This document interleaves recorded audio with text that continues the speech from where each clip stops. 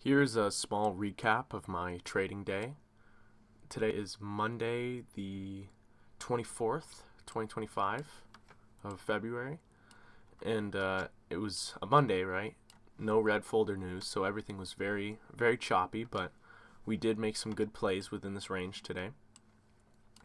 Okay, so in the morning, right as my session opened, 8:30, that's when I like to trade Eastern Standard Time, pre-New York market open.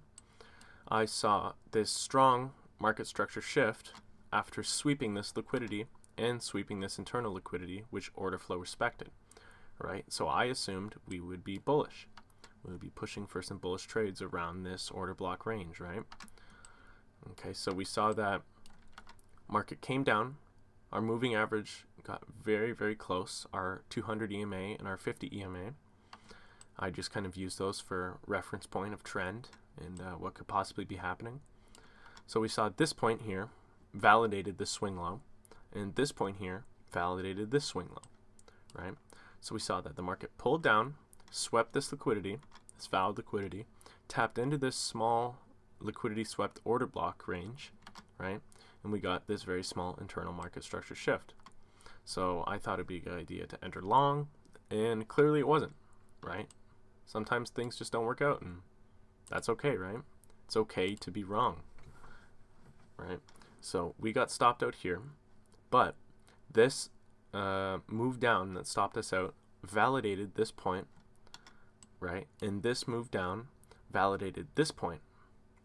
And of course, there's a valid liquidity swing up here as well. And when it came down to this range, I saw, if you can look very closely, this swing, this was a valid swing, right? So I saw the market come down, tap out this valid swing. This validated this point here. The market came down and swept that, and I saw a internal market structure shift here, but I didn't realize, because of all this, bearish trading momentum, I thought it wouldn't be a good idea to enter with such a high entry point, right? Because that would really widen my risk reward profile. I thought maybe I could wait for a pullback and another market structure shift, because this one seemed too displaced. But as you can see, it inversed this area of seller volume, this bearish fair value gap, inversed it well, and climbed higher, breaking all this structure, sweeping all these liquidity levels, right? So this kind of gave me the impression that inversion gaps are holding a lot of power in this market right now. So what I saw is I saw the market come up, sweep this point, and sweep this point, and give us this really minor internal market structure shift, right? And this is why I like to use my stop loss in combination with the ATR value, because it gives it that breathing room that I think is necessary for shooting these kind of risky one-to-ones, right?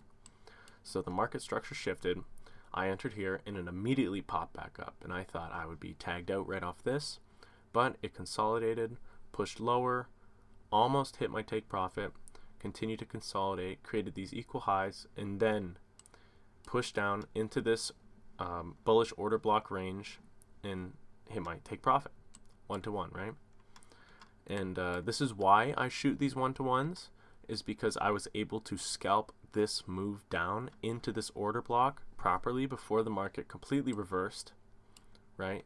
If I would have used this same system with a 1-to-2, it wouldn't have worked, right? So it taps into this order block, shoots right back up, and versus these fair value gaps. I didn't really want to take a trade here. This one was kind of exhausting. I didn't think it was very safe to be honest. And up here we noticed the market climbed up, validated this swing low, came down, grabbed that swing low, and inversed this fair value gap. And because of this range down here, where fair value gap inversion was being held quite strongly, I thought it would be a good idea to enter here. Moving averages just converged, and we can inverse this area of bearish seller volume, right? So I entered here, ATR stop loss down here. The market consolidated. It felt like I was in this trade for like ever. It felt like I was possibly stuck in this. I marked off this BPR. As you can see, it later came down to respect right after my session ended. And yeah, smashed through my TP. and I'm up a little under 2% total on the funded account right now, 15K funded challenge. So yeah, we'll see what happens tomorrow.